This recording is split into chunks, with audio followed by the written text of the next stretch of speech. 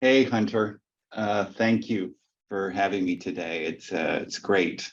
Um, and I'd like to welcome everyone to the fourth week of Pride.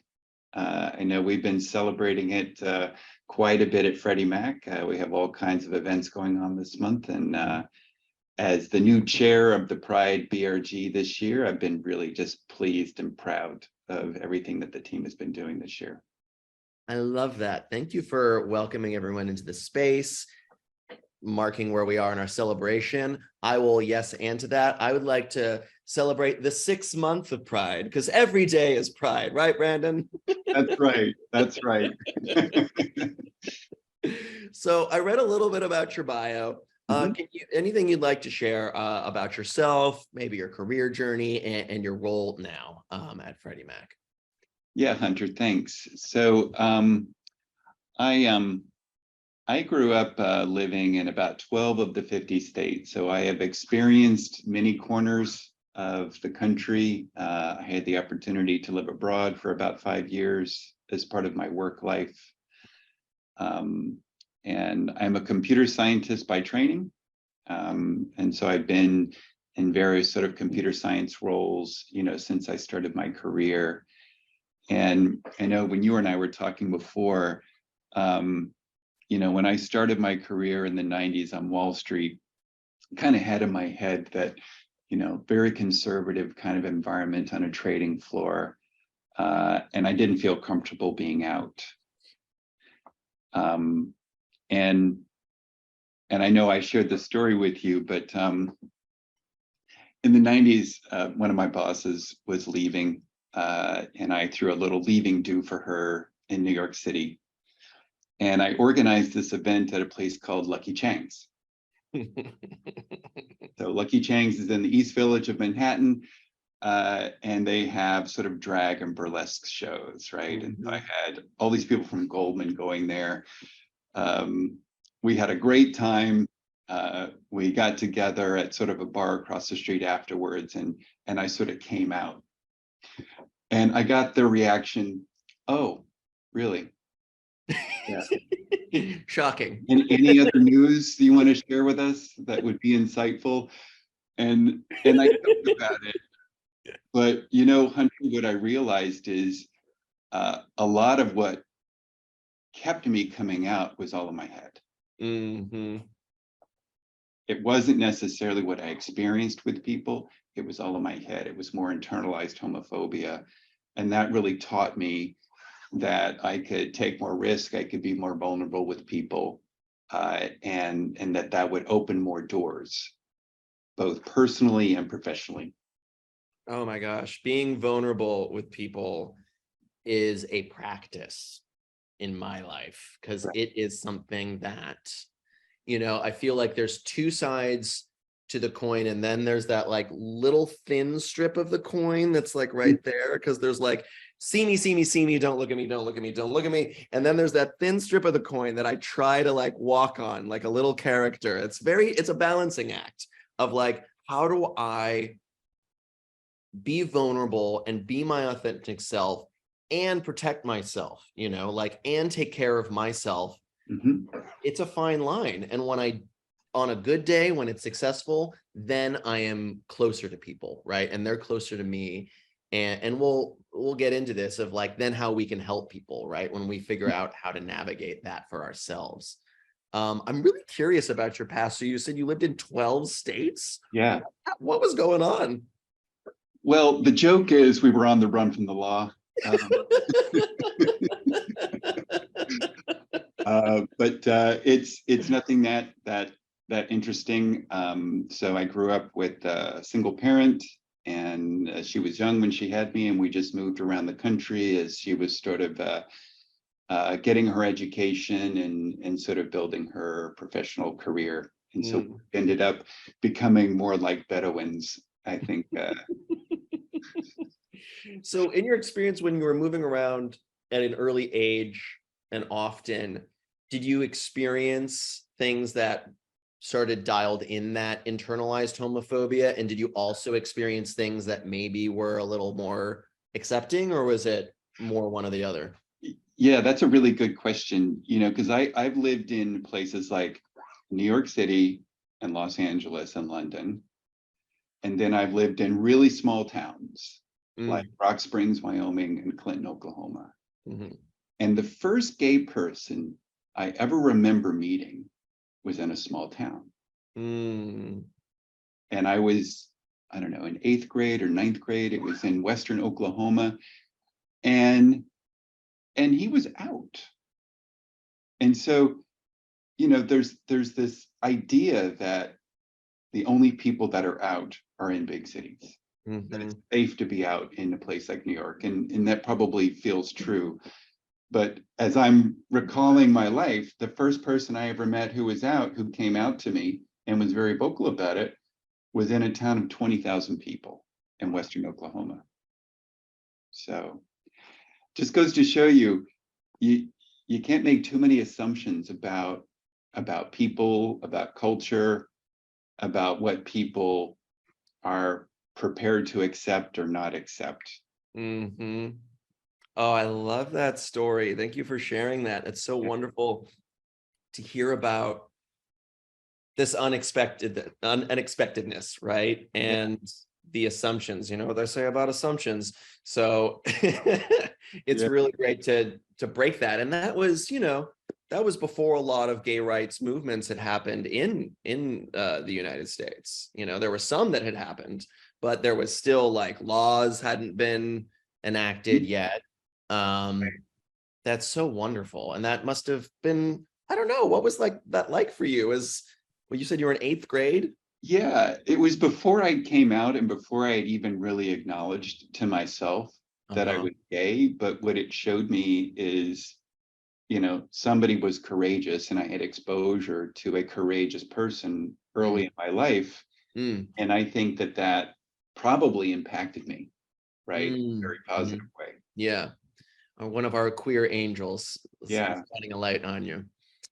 So how do you continue to bring your authentic self to work? So you came out in the 90s. Yeah. Now, you're uh it's flash forward, how does that show up for you at work?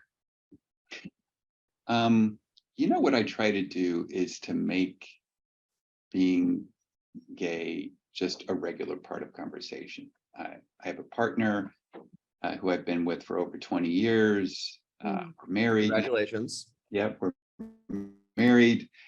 And so he just comes up in conversations. His name is David, and he just comes up casually in conversations with people. And that to me, coming out is a lifelong thing. You do it all the time. It never Hmm. really stops. Yeah. And so practicing it in small ways like that actually, for me, um, mitigates the internalized homophobia that never really completely goes away, right? Yeah. Yeah. I have Velvet Rage sitting right over there. So if Yeah. any of you are looking for some reading about internalized self-hate, it's over in that book. But it's also about healing, right? Of how we can embrace these things, acknowledge that we're not the only ones that have these things in us. And I love that, mitigating it just like a little chisel, right? Like it's for us and for our environment to normalize something that is quite normal, a partner, a husband. And the other thing I'd say, Hunter, that I just did this year is I became the chair of the Pride BRG. And I Yes. hadn't really been this involved in the community since I was in college. When I was in college, I was chair of the gay student group. We called it for a year. I organized an awareness week. And that was really one of the most creative and inspiring parts of college that I remember. And now, decades later, our community has broadened its spectrum of identities, and we're leaning into more issues, such as the use of pronouns. Mm-hmm. Right. And, I was really, really inspired when I started working with the Pride team, because our team is just so passionate, and they have a lot of trust. So people step up and fill the gap when we're doing events. we have an incredible agenda that the team has sort of come up with this year, completely on their own. I just showed up and I just saw this really inspiring list of things like getting self-identification back onto our applications, getting LGBTQ plus status as being one of the regular demographics we report on when we're talking about diversity and inclusion, thinking about that being one of the slate criteria when we consider promotions and hires, and also taking this next step, I think, in our movement, which is, I think, really around normalizing the use of pronouns, right? And even me, I'm practicing that. I use it on my email description, but just practicing how you introduce that in regular language, really to kind of better support our trans and non-binary members of our community. Yeah. And this is just a sampling of stuff that really the team sort of came up with this year. It's so important. I am very grateful to Power to Fly for also supporting and fostering that environment. And it was just last year that I started including pronouns. It was actually after last year's Pride Summit. I was talking to a really wonderful speaker, and I realized that I wasn't walking the walk with my work life. I was hosting this summit. I was like, wow, there's some room for improvement here on me. Like, I was just kind of like taking some inventories, and I started including them. And it was like part of my journey of like, oh, it's always kind of been there, but I didn't like want to make it a thing. It wasn't even really about work. It was just kind of like my life in general, and I was making excuses, for like not being fully authentic. And then once I started like including my pronouns as he, they in my emails, then they started to slip into my personal emails. And then and it's kind of interesting for me that like, oh, like having a safe work environment actually helped my personal life. And I'm hearing that Freddie Mac is doing that too. I'm inferring from that because this gave me a safe space to be like, oh, I'm welcomed by everyone that I work with. So like, what else is holding me back? And it actually helped me quite a bit. Yeah. So, yeah, I mean, I've just been, go ahead, Hunter. Oh no, please. My screen froze. My screen froze. I've just been really amazed at the kinds of steps that Freddie Mac has been taking. So, we talked about kind of the self-identification, but one of the things that we're featuring as one of the events in our Pride Month is an update on an LGBTQ plus housing study. Oh, yes. One of the previous chairs of Pride, a woman named Angie Weiland, she was involved in sort of getting Freddie Mac to commission a housing study back in 2018. It was recently refreshed. And next week, I'm going to be interviewing her, and she's going to be talking about, what we're learning about the community. And just that, the transparency of data, for example, the significantly large fraction of homeless youth who are actually gay or identify as one of the LGBTQ plus identities would really surprise you. And it's through this kind of awareness around data that I think we can really make a difference in moving people's hearts and minds to sort of addressing some of these issues. The changes in the data, right? Because I love that you mentioned earlier how you're starting to collect this data within Freddie Mac as well for hiring structure, for all these different things. And then you're also looking outside of like, oh, how can we help these communities? Well, you don't really know how to help them if you don't know who they are. And I love that y'all are collecting that data. So what are some of the other things that maybe the BRG and Freddie Mac has looking ahead as well? Any other plans that are coming up? Yeah, one of the things we changed recently in Freddie Mac is Wendell Chambliss is our diversity inclusion officer. And in a lot of organizations, this is part of the HR function. And this was pulled out and it's a standalone division, has a direct reporting relationship to the CEO. And he really works with all of the business resource groups, which is what BRG stands for, to do the traditional things that we do, which is sort of educational, network, and support activities. But our CEOs kind of raised the bar for us this year. And he said, I want you all to figure out, how do you connect your work with Freddie Mac's mission? Mm. And so our mission really is about supporting the housing market, and especially supporting underserved communities in the housing market. And so this housing study that we commissioned is one of the ways that we're sort of contributing to how do we actually help our community, and how do we create some programs that help us target underserved members of our community. I love that. That's so beautiful. And it's just, again, it's just so important that y'all are like helping that community and making the change within. What are there anything for, like, I'm curious about, like, this month we get a lot of attention, we get some extra attention in Pride Month, like any fun things that like bring the queer folks together and the BRGs, and Yeah, a lot of rainbows, but what are you guys doing over there? What are y'all doing over there? so we had a really fun event that I went to. I live in New York City, but Freddie Mac is headquartered sort of in McLean, Virginia. And so we went to the Washington Nationals, which is a baseball team in DC. We had a Nats night out, and a bunch of us went there from Freddie Mac, people sort of in the community and allies in the community. And we just went there and we had a really fun evening, right? We had hot dogs and drinks and beers and kind of watched baseball, but mostly just chit-chatted with each other. And so those are some of the lighter things that we do. We have sort of book clubs, where we sort of expose people, to new authors and new books that are sort of coming out.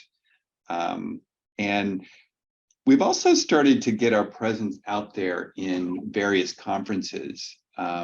So the co-chair that I'm with, she presented at Emerge this year. We're participating in Out and Equal, including looking at getting some of our own presentations, as part of that event later in the fall. And so we really have started to branch out a lot more. And there's a lot of fun in these events as much as they are educational. Oh, I love that. So I'd love to circle back about, you shared with us how you came out. It was also, I feel like you set the stage quite well by, in creating an event that happened to fall into place. You organized it, you came out. Do you have any advice for folks maybe to do it on different levels? People come out at all different ages. Maybe they're, midlife, maybe they're young, but are there ways that you would suggest, or anything you can offer up to folks that have not yet come out at work? I encourage people to take calculated risks with people. I think most people, through their gut, probably are a really good judge of character, a really good judge of how someone will respond, and take the risk, to sort of talk about your partner, if you have one, or maybe an event, that you're attending. And look, if you develop a certain kind of relationship with your colleagues, you can even share a coming out story. And just the practice of being vulnerable and taking those little small steps of courage, I think is a starting point, even if you don't necessarily have the, Lucky Chang's kind of event as a catalyst. There's lots of small things that I think you can do in day-to-day conversation, just like you would do if you were talking about, an opposite gendered spouse, if you were talking about what you did on the weekend, especially this month. This month, you might be participating in some events, and if somebody says, what did you do over the weekend? Well, I went to the parade. I went to the gay parade in whatever location, or I celebrated, a particular event in honor of Pride Month. I love that. I love that. Okay, so we have just a few minutes left, Brandon. Any fun activities or any activities in general, doesn't definitely have to be fun. Does the BRGs planned for the upcoming for the year? Anything else you'd like to share with us about what's on the road? The list is so long. I know it sounds like a very active group, which I love. It's great. One thing that we did just last week was we had some members of HRC come in. Oh, awesome. And meet with the legal department. And I was fortunate enough to attend and really just educated them about the current landscape of what's happening in terms of legislation. There is a major spike of legislation happening right now. Yes, there is. And you take 2 or 3 steps forward and 1 step back in any movement. Yeah. And we're sort of in that moment where it sometimes feels like we're taking a step back in some various places. Yeah. And so it was really educational. Mm-hmm. And the team really responded very well to that. That's great. Like empowering with knowledge, right? What's really going on the ground floor, and that can help us make decisions on potentially like where we put our energy next, so I love hearing that. How about, I'm curious if you could go back to your young self, maybe that little 8-year-old that saw that met that person in that small town, and then you're starting to come alive a little bit in your own awareness a couple years after that. What advice would you go back and give yourself? That's a great and deep question. And I think what I would have done, because I was very fortunate in that I had very supportive parents, is I would have started discussing what I was experiencing and what I was feeling at a much earlier age than I did. Right. And I would have trusted them. And those first reactions are never great. They're filled with emotion. And I certainly experienced that with my parents, but just trusting that having a conversation with them early could have accelerated me, right? And sort of getting comfortable being gay and just having generally more authentic relationships even earlier in my life. That's really good advice. And I love that you highlight that some of those early conversations don't always go great. Yep. But people change especially when it's personalized. And I have experience with some of those conversations, not necessarily being the best, but also very supportive, but some things that were maybe like took some time for us to both navigate through with these people. And it's much better now, right? And it's part of me too, to let go of that past person, to not hold them accountable or hold something against them that they said 20 years ago when I was like coming out, I was like, no, we've made progress. I can let that go, I think you make a really good point. I mean, especially in our movement, sometimes we have to acknowledge, and I spoke about this, like sometimes we're trying to move people further. And sometimes we have to acknowledge that they've already come from here to here. Right. And sometimes it's helpful when you're trying to move them a little bit further, right? Not to shame them and just to educate them as you're just trying to get them to take 1 step further, such as we're trying to do with getting people more comfortable using pronouns. Yeah. And is this showing up with that example? Is that in emails you mentioned? Is that also like when you're in meetings, do people introduce themselves as someone new on the team, or how else is that being implemented? I think what we're trying to do is first get people to make it regular in emails. Yeah. And I think the act of doing it when we introduce ourselves is, I think, still a little bit more awkward. And I think for myself, even, I always do it, and it's just learning to have that be just a normal and regular part of conversation. Yeah, it's so important. It can still be bumpy, and like putting it in our like Zoom names is like a great way to do it too, because we spend so much time on calls, and then it's like it's just there. And for me, what I have found, like, by doing that too, it's like, yes, this is for me, but I'm also like signaling to people that like this is safe. I'm like, if you identify in any of these umbrellas, I'm here in this Zoom call with you. Or if you don't, there are people on this call that do. So, just so you're aware. And I think you're right. I think it's really important to send all the signals that we can that Yeah. it's okay to be courageous, Mm, right? It's okay to disclose your pronouns and discuss your pronouns, yeah. even if other people aren't doing it verbally. Yeah, totally. And I think, we've talked about this earlier in the day too, about like allies and allyship, like putting your pronouns, if you're like a cis white heterosexual male, as he, him, you're signaling to me that like you see me, like I feel seen by you if you are doing that, cis white male. Like, thank you.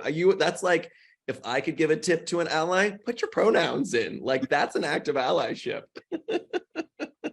Yeah. Okay, Brandon, so we're going to wrap up now. Unfortunately, I could clearly talk to you all day because I adore you. What advice do you have for people listening in who are interested in joining Freddie Mac, and how can they keep the conversation going with you? Because like I said, everyone's going to want to talk to you and hit you up now. Well, thank you, Hunter. And I really appreciate the opportunity to be here today. This is, I think, my third or fourth Power to Fly event. I think it's a really great organization. And I have met some people, and contacted people on the back of these events. So I think it's a really great organization that you have. And I think Freddie Mac, really appeals to people who are really interested in the mission. It's a real thing. When you come to a place like Freddie Mac and you see the kinds of programs that we do to help keep borrowers in homes, to try to target underserved communities, I think it's a really inspiring thing to do. And I encourage you to go to freddiemac.com and look at our careers. We have offices in most major cities. We're headquartered in McLean, but we're in Dallas, we're in Los Angeles, we're in New York, Chicago, Atlanta. And so we have opportunities in pretty much most of the major metro areas in the country.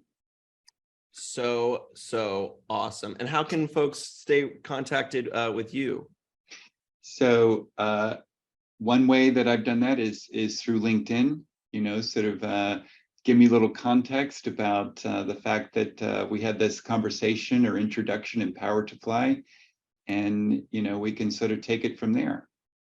Okay, Brandon, I have one more thing for you before we go. Do you remember on our call last week, there was a little dog running around off camera? Well, he's in my lap now, so you get to say hello to this tiny bean. Oh, wow. Look at that bean. Hello there. You look like you just woke up from a little nap. Yeah, he's just been napping in my lap the whole time. He's just like, sounds like a good conversation. I'll see you in an hour. Well, Brandon, thank you so much. Let's go hit up Lucky Chang sometime. I'm in New York. We'll kick it. All right. That sounds great, Hunter. All right. Take care now. Hope to see you again. Thanks very much.